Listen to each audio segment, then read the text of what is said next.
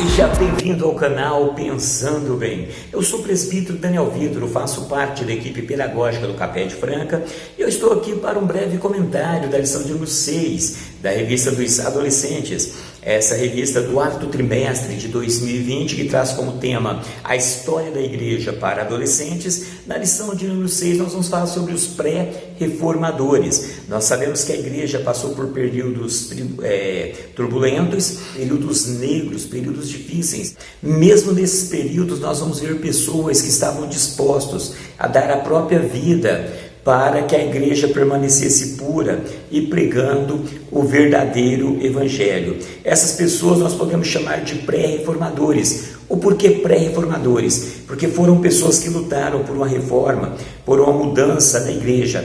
Embora que eles não conseguiram que a reforma fosse concluída, mas eles fizeram parte, eles vieram batalhando por isso. Então são os pré-reformadores. Nós vamos falar sobre o primeiro grupo, que são os albinenses ou os cártaros.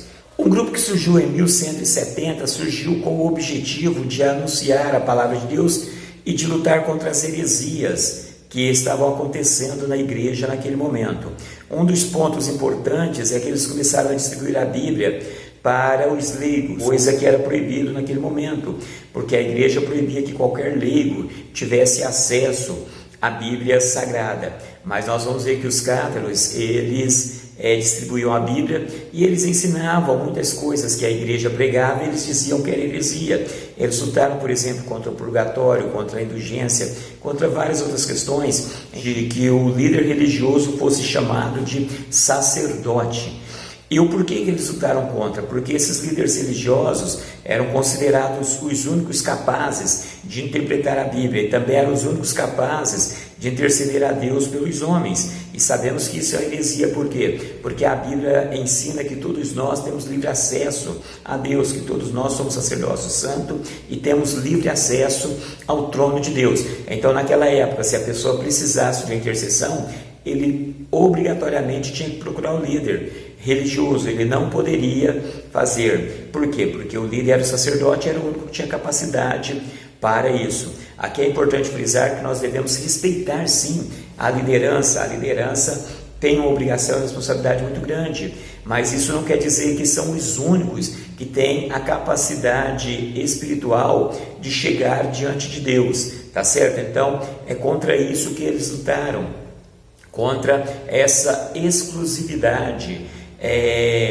que a liderança tinha sobre esse poder que a igreja colocava sobre os seus líderes. Por causa deles lutarem contra essas heresias, eles foram perseguidos, eles foram mortos, ao ponto de ser decretado o que nós conhecemos como a Inquisição, ou a Santa Inquisição, que era a perseguição que foi estipulada por Inocêncio III, onde qualquer pessoa que falasse algo contra a Santa Igreja, essas pessoas seriam perseguidas e seriam mortas. E foi o que aconteceu com os cátaros. Eles foram perseguidos, eles foram mortos, mas em nenhum momento deixaram de anunciar a palavra de Deus. Nós vamos ver também os valdenses.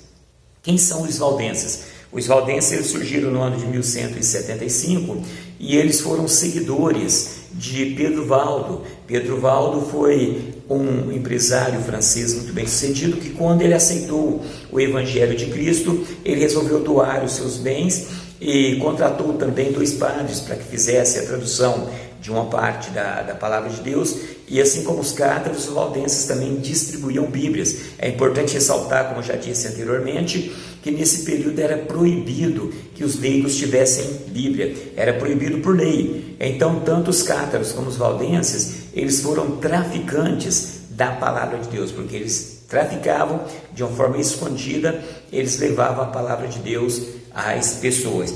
E nós vamos ver que, por não submeterem às leis da igreja, os valdenses também foram perseguidos, muitos foram mortos, mas a verdade ela continuou sendo mostrada, mesmo que de uma forma limitada, mesmo que de uma forma restrita, mas esses homens continuaram a impulsionar para que pessoas buscassem a verdade da palavra de Deus. É muito importante a gente observar aqui o quanto que nós, como educadores, como servos de Deus, devemos lutar e batalhar sempre pela verdade da palavra de Deus, lutar pela santidade da Igreja de Cristo. Nós vamos ver também que em 1329 surge John Wilford. John Wilford, ele foi um grande estudioso da teologia, ele era inglês, um grande estudioso da teologia. Ele estudou em Oxford, uma das melhores faculdades daquela época, e quando estava ali estudando teologia, buscando conhecimento, ele começou a perceber certas contradições entre o que a palavra de Deus dizia e entre o que a igreja dizia.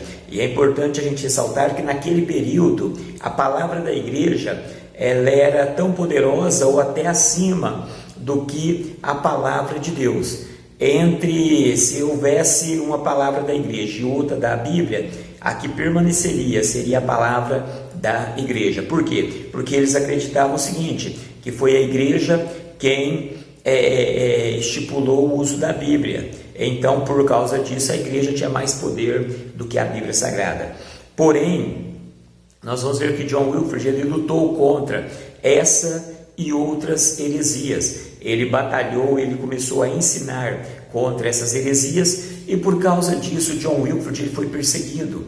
Porém, John Wilford, como ele tinha alguns amigos poderosos, eles não conseguiram matar ele. Ele conseguiu sobreviver às perseguições da igreja. No entanto, com 60 anos, John Wilford ele faleceu de causas naturais, mas a palavra que ele ensinou, ela continuou a ser trabalhada pelos seus seguidores, ela continuou a ser ensinada.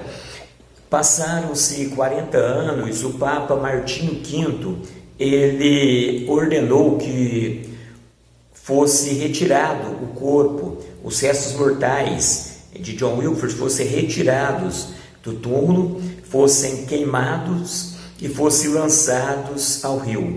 E ele fez tudo isso diante do povo. O porquê? Qual que era o objetivo desse ato? Era intimidar as pessoas. Por quê? Ele queria deixar o recado seguinte: qualquer pessoa que seguir o que foi ensinado por John Wilford vai ter o mesmo fim que os seus restos mortais. Quer dizer, você vai apanhar, você vai ser morto, você vai ser queimado vivo em muitos casos. Então esse era o recado que Martinho V queria trazer para os seguidores de John Wilford.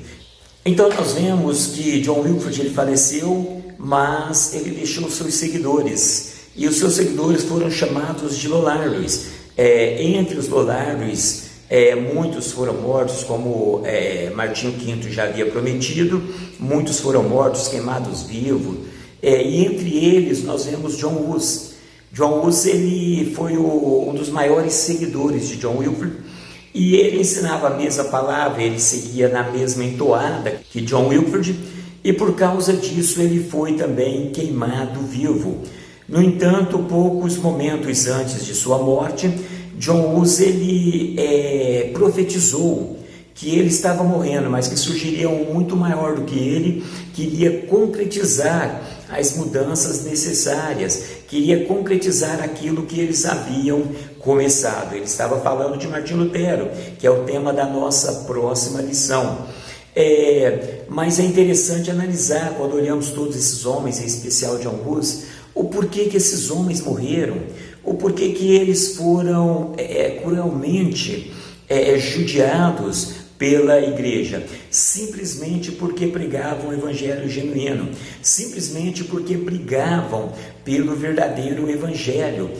Por causa disso, eles passaram tudo o que eles passaram.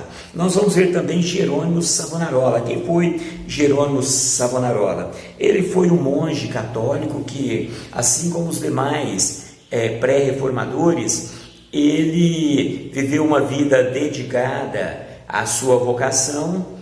No entanto, em certo período ele percebeu algumas contradições, assim como os demais haviam visto ao ler a palavra de Deus, ele também percebeu isso, e ele começou a ensinar contra aquilo que a igreja estava transmitindo. E é tão interessante que os seus discursos eram tão bons e tão cheios de verdade, que as catedrais por onde ele passava estavam lutando. Conta-se que por causa da sua forma de ensinar, muitas mudanças aconteceram em Florença, na Itália. A prostituição, os jogos, a violência diminuiu bastante por causa da sua forma de ensinar. No entanto, a igreja, como eu já disse, incomodada com isso, excomungou Jerônimo Savonarola e levou ele à morte. Ele foi condenado à morte também por causa dos seus ensinos. Portanto, queridos irmãos, nós vamos perceber que muitas coisas aconteceram para que a reforma acontecesse. Muitos homens deram a sua própria vida, muitos homens brigaram literalmente para que isso acontecesse. E é muito importante repetir uma coisa que eu tenho dito sempre nessas lições, é que nós fazemos parte dessa história e nós devemos brigar pelo verdadeiro evangelho, assim como os pré-reformadores, assim como os reformadores também lutaram, nós devemos também lutar para que o verdadeiro evangelho ele permaneça. Nós vamos ver que aqui nós citamos alguns dos pré-reformadores. Sabemos que muitas pessoas deram a vida para que a reforma acontecesse, muitas pessoas lutaram literalmente, e nós devemos analisar o exemplo dessas pessoas para que a igreja possa continuar caminhando, trilhando a verdade do evangelho. Fiquem com Deus e até o nosso próximo encontro.